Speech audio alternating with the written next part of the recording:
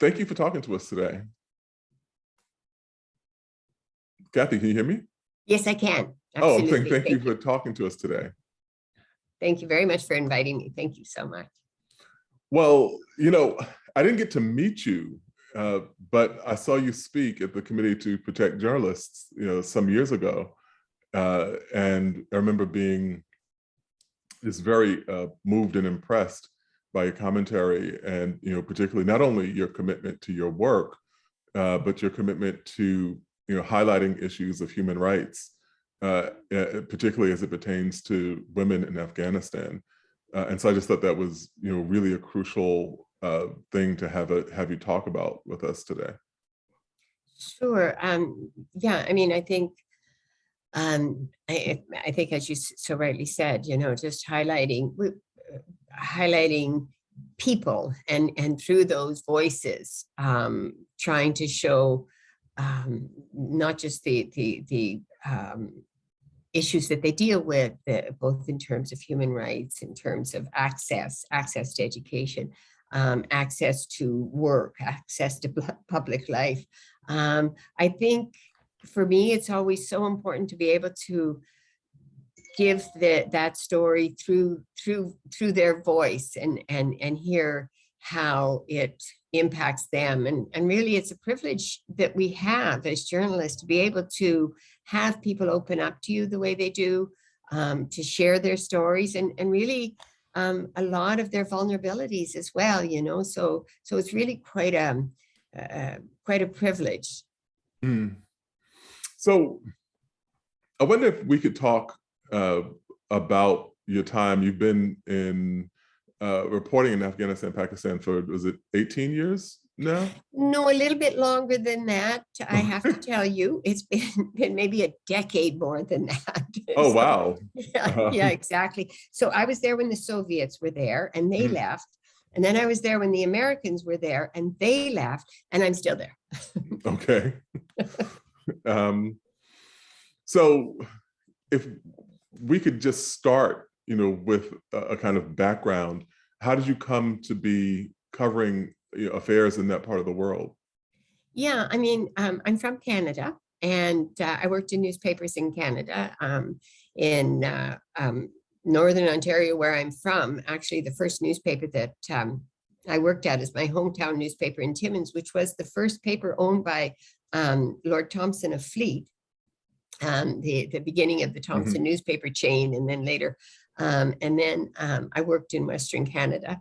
And I always sort of thought that, it was really important to know my own country first and travel across my own country and before going overseas. And for me, that's really important because I think it's more respectful, because I think for us as journalists, it's really important that you don't think it's okay to sort of hone your skills somewhere else. I don't know, I'm not saying it right, but I just think it's more respectful to hone your skills and develop your skills as a journalist, and then go and try to tell other people's stories. So I worked in West Canada for 15 years, and then I went overseas, and I was in Israel for a while. And then I went to Pakistan for a little bit, northern Pakistan to Peshawar. And then I was freelancing and not making a lot of money. So then I went to Japan. I had some friends in Japan and did some work there to earn money and to work for the Yomiuri Shimbun, the English language version. And then I went back to Pakistan, and I was really taken by the refugees in northern Pakistan, northwestern Pakistan. At that time, the Soviet Union was in Afghanistan. I was freelancing. About what year is this? This was 1980. Yeah, I know. 1986. Just before the U.S. gave the Stinger missiles to There's the ill-fated Stinger missiles. The ill-fated Stinger missiles, exactly. But it did turn the war around, and it did force the Russian planes to, up to 20,000 feet. And then the next year they started to negotiate their national reconciliation and then their withdrawal. Not totally unlike what happened in 2020 and before for the U.S. But so I was there, and then the AP asked if I was the number 2 in Pakistan left, and they were looking for a hire, and I was there, and so they asked me, and as a local hire, as the number 2. So I moved down to Islamabad because I got to be really good to start earning a paycheck now, because it had been a few years since I'd been earning a paycheck, and I really needed one. So then I started with AP, and sorry. So can we talk? So there's, of course, like over the course of history, wildly different perceptions, public perceptions, and even, maybe coverage as it relates to Afghanistan. In the 1980s, the reporting about Afghanistan and the political rhetoric certainly around Afghanistan was that these are, freedom-loving patriots defending their home country, and the rapacious Soviet empire is attempting to do in Afghanistan what they've done to all these other republics and states in Eastern Europe, and that is, I guess, the context for that. And obviously, this story changes dramatically. But can you just talk to me about the kinds of stories you were covering then, and what kinds of the kind of human rights landscape that you encountered in that time period? Yeah, no, you're absolutely right. I mean, it's very interesting because at that time it was President Reagan, Right. who dubbed them freedom fighters. And it was quite interesting because I think it was the University of Nebraska put together these books to teach these Afghan refugee children English, and they to teach them the alphabet. And it was J is for jihad, and K is for Kalashnikov, to use in your jihad. Wow. I is for infidel, who you're fighting in your jihad with your Kalashnikov. And they had math questions that were, if you have 10 communists and you kill 5 communists, how many communists do you have left? Wow. Yeah. So I think we forget history, unfortunately, or we don't look at history, or we look at history through a very distorted lens, and a very rewritten lens often. And so it was interesting at that time. It was very much about using Islam and the fervor of Islam to defeat the communists, which President Reagan always said were godless, and that was really more the context of the fight was about that, as opposed to, of course, everybody thought that the Soviets wanted the warm water port of the Arabian Sea through Pakistan. But really, the incentive and the rhetoric and everything was very much the godless communists. And here you have these fervent believers who were defending their country. And so it's very interesting, because many of those people, you think some of them would be dead, wouldn't you? But a lot of them are still alive, some of whom are now Taliban, these leaders, and others of whom were returned to power in 2021 when the US-led coalition came to Afghanistan then. So created largely by this war against the Soviet Union, these leaders, and this very fervent and radical beliefs to push them in this fight. So it's really interesting. There really is very much a straight line in terms of involvement and how we got from A to B, and many of the human rights or the violations or issues were being were evident back then, and were certainly should not have surprised anyone, in 1996 when the Taliban came to power, nor in 2021 when the so-called Northern Alliance, or whomever, those who were brought back to power by the US-led coalition, many of their beliefs, and beliefs is the wrong word, but because it's not about religion, but many of their, yes, it's very tribal, it's very village oriented, it's very traditional oriented. Those are not surprises, or should not have been a surprise to anyone, because it didn't change in 35 years. And in many ways, it was imposed on Afghans from the outside. So yeah, I think there's a lot of responsibility that goes in to many people. One of the interesting things I think is in retrospect, the kind of naivete that the United States had about what the real contours of the conflict in Afghanistan were, between the Soviets and the jihadis there, at least in terms of not necessarily thinking that there's a fount of antagonism for the West as well. Well, I mean, maybe there wasn't at the time, Jelani, but I have to tell you, I think that lets them off the hook a little bit, Oh, really? Enlighten me.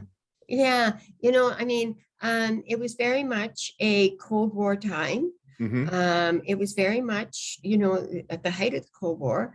And I think the US used these mujahideen, or the invasion, and the mujahideen as a way to, it was expediency, but there was an agenda. It wasn't that,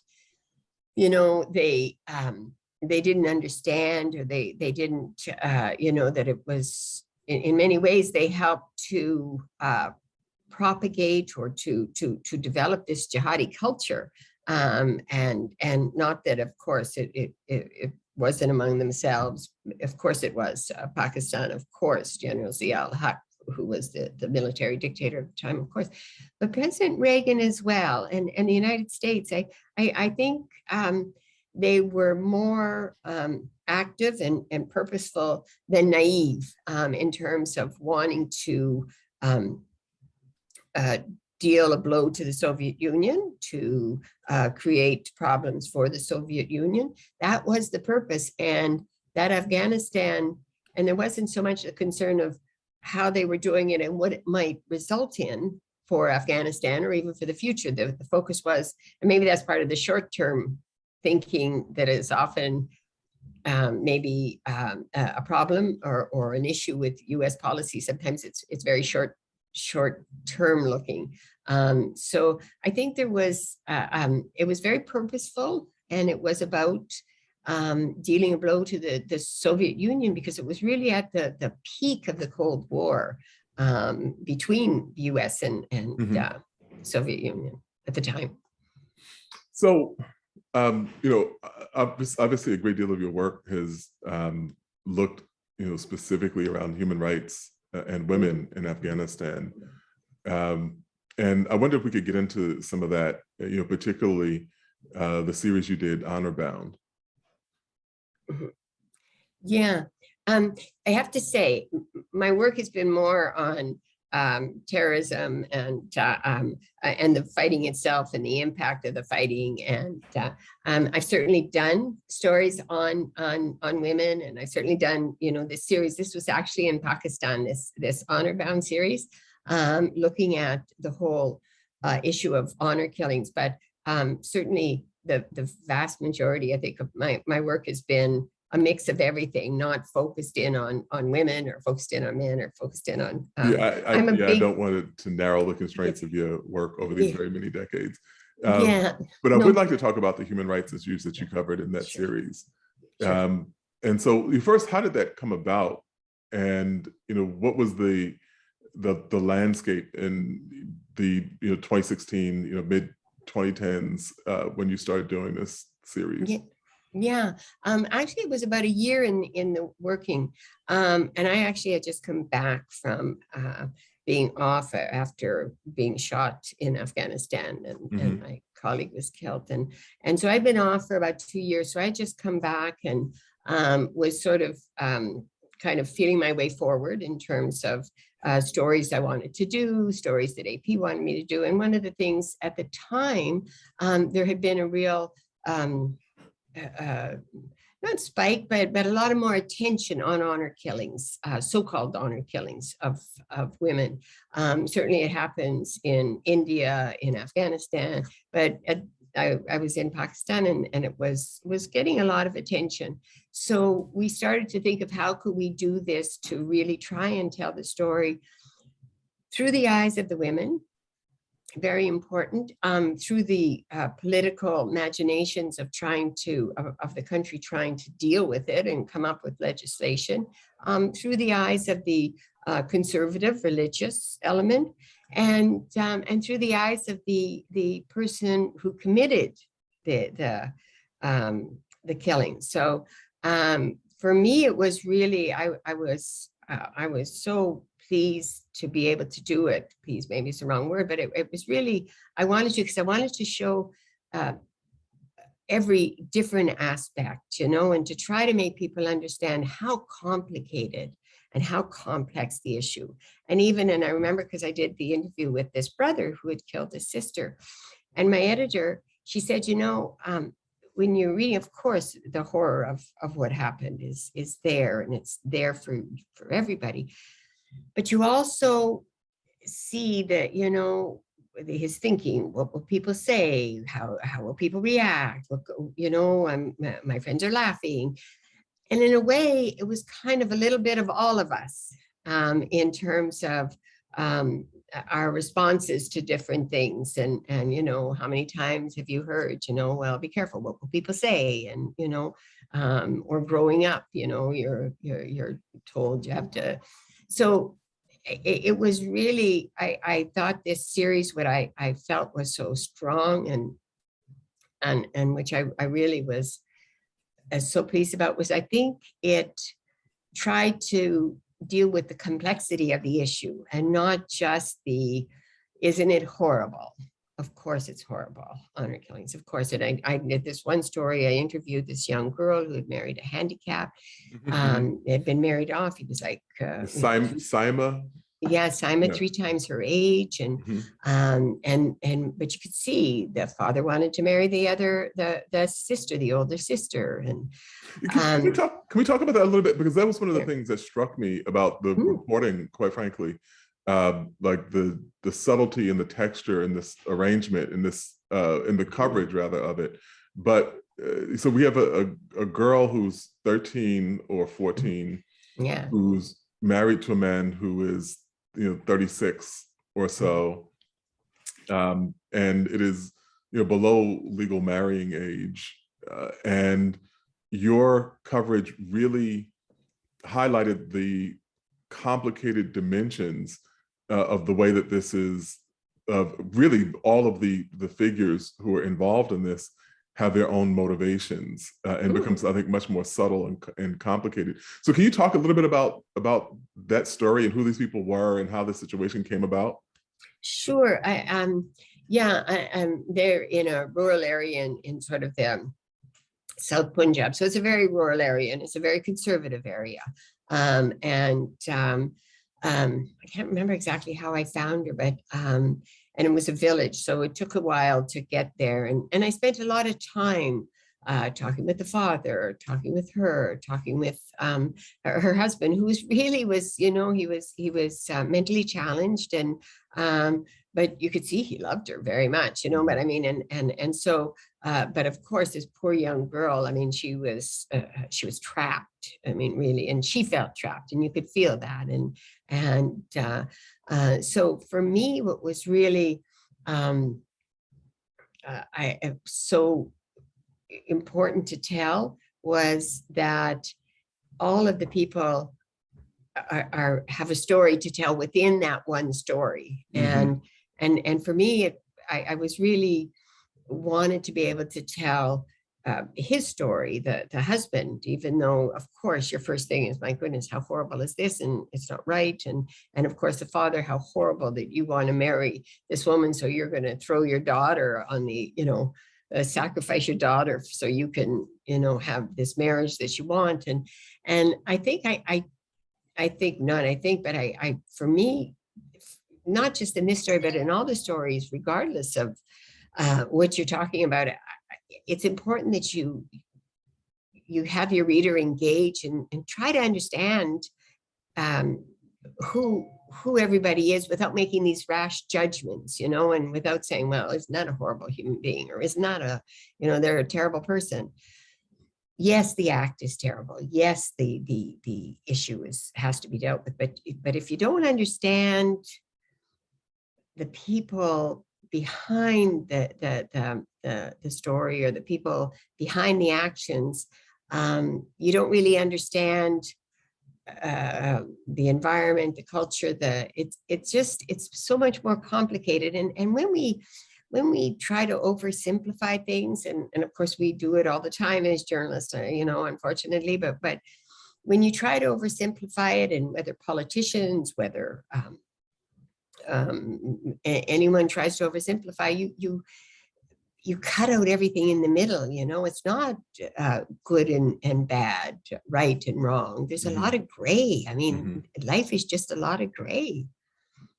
Yeah, so. I mean, I took that from that story. Can you talk a little bit about the obstacles to doing this kind of coverage? Yeah, this disembodied set of feet behind you. Oh yeah, yeah. Sorry. That's fine. I'm gonna move it up like this. Sorry.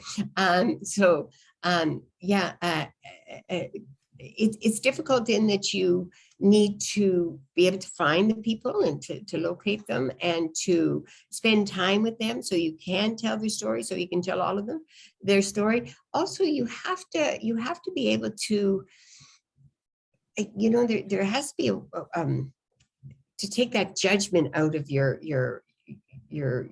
yourself and as you approach a story. So it's difficult, just the logistics of it, of course, to find the people and to be able to do it. That's problematic. But it's also important as a reporter and as the writer is to be able to have those conversations with all the parties involved without that judgment, without that, otherwise you can't tell the story, you because you're not hearing anybody anymore, because you're just seeing this person, how horrible is that person. So for me, the hardest part, I think, of doing these stories, or the most important part, is to be able to take your judgmental person self out of there, and so that you actually hear the person, and you're not just writing and listening, you're actually hearing the person. I'm not sure if that makes sense, but it makes sense. Yeah, no, I think that's crucial. I do want to ask one additional question, which is, I suppose, a big question, but I want to tell the participants that we have time, the people who are with us watching, that we have time for them to ask some questions too, if they want to submit them through the Q&A function. But do you mind talking about 2014 and the incident in 2014 that in which you were attacked and your colleague Anja was killed, and how that came about and how you've moved on since then? Yeah, we were covering the elections, and Anja had really wanted to. She had this image of this picture of these villagers coming down to the voting station. I mean, she just wanted this to try to show how people were willing to make that effort to vote. And so we decided to go to Eastern Afghanistan, which is the whole Haqqani neighborhood area. So we thought that would be great because it would show it's a difficult area. If people were voting, it would really show that they really needed they wanted to make that effort. So we got there, and it was the day before. We went to the election office, and we found out they were going the very next day to take the last of the ballots to all these rural areas. So we thought, great, we'd like to go and see that and really get into the villages and see them take the ballot boxes to them. And so we did everything. We got there at 6 o'clock. We were traveling with the Afghan military, Afghan police, and the election commission. So we were, you know, it was a convoy. Anja wanted to be at the front of the convoy because she wanted to take the pictures. Well, my concern in traveling was always, and I've been in Afghanistan for a long time, and my concern was always roadside bombs. And usually they hit the front and the back. Not often does the middle get hit. So we were in the middle, and I said to her, no, we're staying in the middle. And anyway, it took us about a half an hour, 45 minutes to get to this police compound, and which was a giant compound. You could drive in. We drove in. A couple of the trucks drove in with the ballot boxes, and several police came as well. And they were divided up into pairs, and they were going to deliver the ballot boxes to different locations. So this was, we were doing a story on how they were getting set up to go. We talked to these police that were going out to these villages. And then we were also going to go with one set of police to a nearby village. And so it's funny because Anja had finished her pictures. It had kind of started to rain. It was a little bit still in the morning. And just before, we had been talking to the police, and there was their first aid kit. And it was just a little thing, you know, like gauze and maybe a couple of bandages. And I said to Anja, oh God, if anything happened, these poor guys, what would they do, you know? And it started to rain. And so we said, let's get into the car, you know? And we hadn't talked to this police commander who ended up, it turned out, was the one who shot us. And so Anja and I had gotten into the back seat of the car, and our driver was in the front, who was also our video person, Nishan.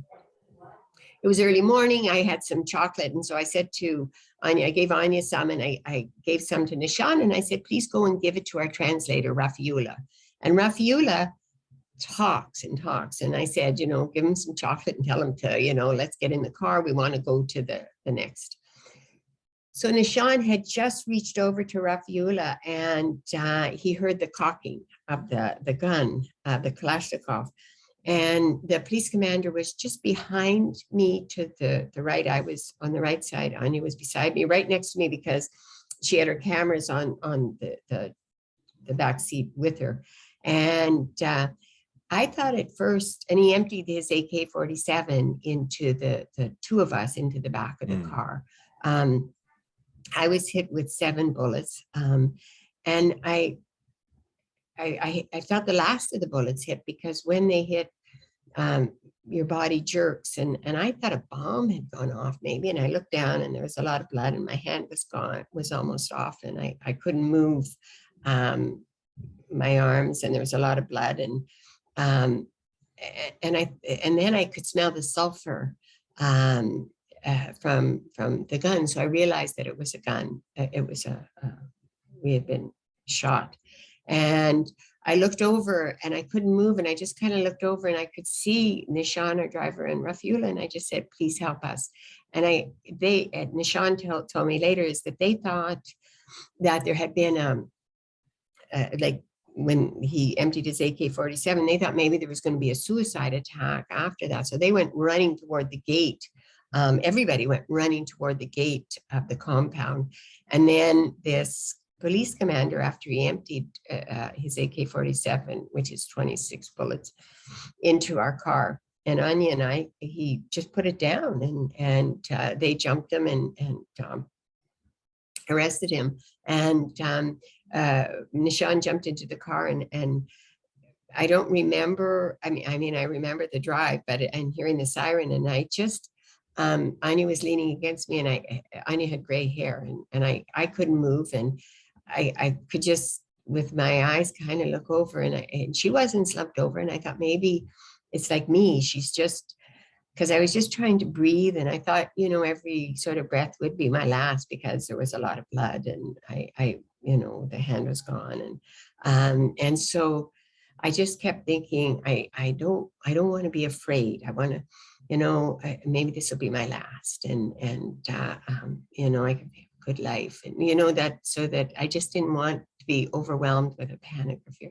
And then, and the driver later, Nishan later said, the only way they knew that I was still alive was because every once in a while they'd hear ouch, ouch, because the road was bumpy. I don't remember. And then suddenly we were at this small hospital in Host in Eastern Afghanistan, and they took me out, and I didn't know at this point that Anja had died, and she was leaning against me quite heavy, but she wasn't slumped over. And I at one point just kind of, went like this, and they took her out on one side and me out on the other side, and took me into the hospital. And there was Afghan doctor there at this very small hospital in Afghan, and very nice. They had to cut away and everything, and he was trying to find out exactly what injuries, and I was still bleeding really heavily, obviously, and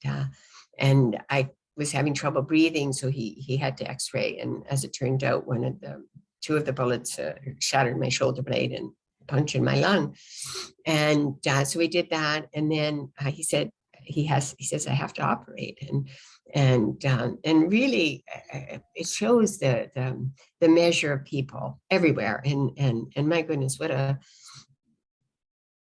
Afghans are amazing. There are crazy people everywhere, and no one country has a monopoly on crazy people. But this doctor was so kind, because he looked at me and he said, I just want you to know that your life is as important to me as it is to you.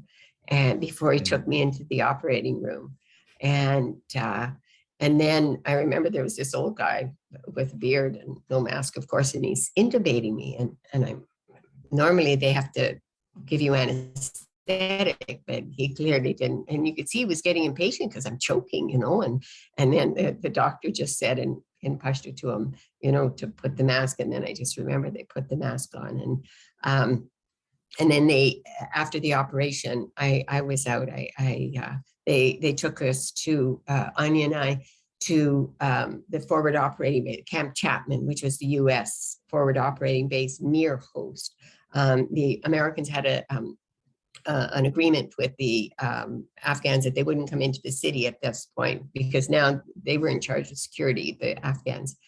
So they took us to Camp Chapman. Hamid Karzai, who I had known since the late 80s, was still the president, and he was reached, and he got hold of the General Dunford at the time, as did a very good friend of mine, Jennifer Griffin, who is the Pentagon correspondent with Fox News, but it's such her heart is giant. Anyway, she had all these contacts, so she had also called Dunford and given my husband's number and that, and they airlifted us, and I guess I woke up in the helicopter when we landed in Kabul, and I guess I don't remember exactly, but General Dunford mentioned to my husband that I refused to get out of the helicopter. They had to sedate me because Anja was lying beside me, and I woke up at the French military hospital, and they had to do another operation there. I don't know how many, to attach the hand with sort of an external. And this Afghan doctor in Host, he saved my hand, because what he did was he put it, it was just hanging there. He put it, and he put wood around, and then duct tape, and wrapped everything and cauterized it at both ends. And then the French military hospital in Kabul, they did more. And then I found out at that point that Anja had passed away because she had been hit in the neck. So that's, I was medevac to Germany, and then with the help of our AP medical reporter, who was so nice, she did a lot of research, and I ended up at HSS, and I had the most amazing surgeon, a young woman, Dr. Fufa, who's just amazing, and a physiotherapist who is brilliant, Emily Altman at HSS. So Dr. Fufa, really, I've had 18 surgeries, between Afghanistan and Germany and HSS and everything. But my goodness, so fortunate with all that I'm able to do. And that's why I'm here now for more. I wonder, it's hard to even really kind of process what that must have been like to experience. I guess the question I'll ask, and I want to be mindful because we have other people who have questions that I guess I'll just ask is how do you kind of return to work, to doing the work that you do, and what vantage point do you have in your work now on the other side of this? Yeah, good question. Yeah, for me, it was really important to go back. It took 2 years of surgeries and everything, but I could hear Anja in my ear saying, "Don't be such a wuss. Get in there. Don't, and you don't want to become hostage to your fears." And I didn't want that any one gunman or one person was going to dictate my life to me. And so it was really important that I go back for that reason, because, well, for many reasons, but one, because I knew Anja, she would never have accepted that she would let that defeat her. So there was that. I didn't want to be hostage to my fears. I didn't want to be so afraid that, I was too afraid to do it. I was too afraid to. So it was really important, but mostly I really wanted to be sure that I didn't look at people differently and didn't look at Afghans differently, because if I did, then I couldn't do my job. Like, if I looked at everybody I was interviewing as a potential threat, then how can you do your job? Because all you're seeing, you're listening, but you're not hearing, and so because I'm looking at you and I'm thinking, you think maybe he has a gun? I don't know, maybe does he want to? And I knew that I was okay. And I love Afghans and Pakistan. And we were out in this neighborhood with my colleague, Amr Shah, and we were at some stoplight and somebody was over in the nearby in Kabul. This was in Kabul. And I had my window down. I always sat in the front seat because traditionally they like women to sit in the back seat. So I make a point of sitting in the front seat, including during the Taliban's first time in power. I'd always be in the front seat and they'd be saying, you're supposed to sit in the back. I said, tell me where Mullah Omar said I have to sit in the back seat. So it was just more to annoy people than anything, but I always sit in the front seat. And so this guy comes over and I'm looking at him and I'm thinking, is he a baker or is he pretty, his clothes maybe. So I thought maybe not. Anyway, it turned out he was a baker. And I thought maybe he just saw a foreigner, wanted to come over. And Amr Shah's in the backseat, and Amr Shah says, my colleague, he says, I was so afraid that maybe he had a gun. Never occurred to me. I thought, okay, I'm good. I can do my job. I can talk to people, see them for who they are, and do the story. So for all those reasons, it was just critical to me to go back and to keep doing it. We have a question that came in that says, how would you compare the Taliban you saw rise to power in 1996 with the Taliban in control in Kabul today? Yeah, first you have to understand that the Taliban are basically village mullahs and they're very tribal. In 1996, Afghanistan was different. There was barely 1 million people in Kabul at the time. Kabul was in a mess. In 1996, the Mujahideen from 92 to 96, those same people that the US brought back to power in 2001 had been fighting each other so brutally that they had killed up to 50,000 people. So when the Taliban came in 1996, they were actually quite, I apologize. So sorry, I apologize. They were actually welcomed at that time by the people, because it was, I remember at that time counting 200 incoming and outgoing at the time between these different groups. So, and then of course they then imposed a very restrictive form of rule and a very strict interpretation of Islam, but it was a very strict interpretation of the religion, but it was also very tribal. So even after they were out in 2001, much of the same behavior continued in villages in the South and in the East and in different areas of the country. Those 5 years that they were in power, of course, it was regressive and a repressive rule, but there weren't killings in the street and they weren't beating people every afternoon. And, you know, a lot of exaggeration came post 2001 to what it was like. And I was there, so I know. I mean, of course, it was repressive and regressive. Today, the Taliban that are in power, some of them, like Mullah Brother, who negotiated that agreement with Saleh al-Assad, between 96 and 2001, he barely left Kandahar. He wasn't even crazy about coming to Kabul. In the last 20 years, he's been to China, he's been to Moscow. I mean, they've traveled. There's a younger generation, some of whom know nothing but war, but also some of whom are educated, who have put together a lot of the negotiating points that the Taliban put together when they negotiated with the US, even surprising al-Assad. So I think it's still early times. They've only been there for 3 months. And I think for me, it's important that as journalists, we look at them critically, we question, but we question them as we would question any government, any rulers, report on what they do, how they do it, but be as questioning and as critical about everyone. You know, they are the rulers. Like them, you don't like them. It's not the point. They are the government now in power. They are the rulers, and so you hold them to account. You do the stories, so yeah, I think that's all very important as journalists, that we are critical questioners of everyone, from those who say that, you know, I'm afraid I'm going to get killed tomorrow, to the Taliban, who are not educating girls, even though they said they would. They are in some parts of the country. It's still, I think it's too early to try to make any sweeping prediction of where things will go in Afghanistan. Certainly they do have a very strict and interpretation, but you have to keep in mind it's an all-male, religiously driven government.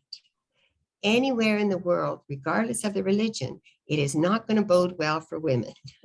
Any all-male, religiously driven government. Look at Texas. Let's be honest here. Women don't. So you have to keep that in mind, and that's why the emphasis is on trying to have this discussion and negotiate. The U.S., Canada, Eastern Asia has no right to dictate to anybody, but you negotiate, you discuss, you figure out how do you make things better. So I'm not sure where it will go from here, but they certainly are not. When they were in power in '96, there was no TV, there was no photography.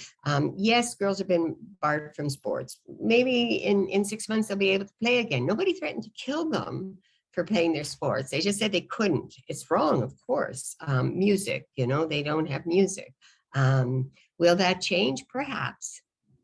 You know, we're kind of coming up to our time limit, and so Sorry. I do want to know, it's been great. This has been fascinating, and you know, we really are indebted to you for sharing your time and experience with us.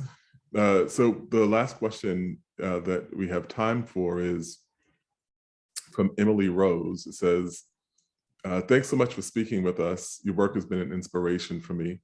Where do you think the future of conflict coverage is going? And what do you think about the current foreign correspondence model for conflict coverage?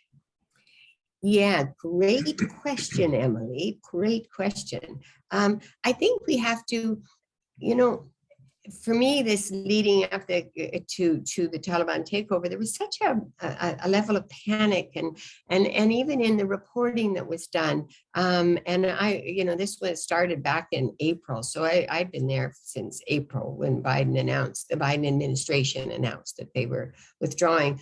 And I remember saying to some of my colleagues, I said, you know, this is starting to sound like before the Iraq War. I mean, we need to take a breath, ask the hard questions of everybody.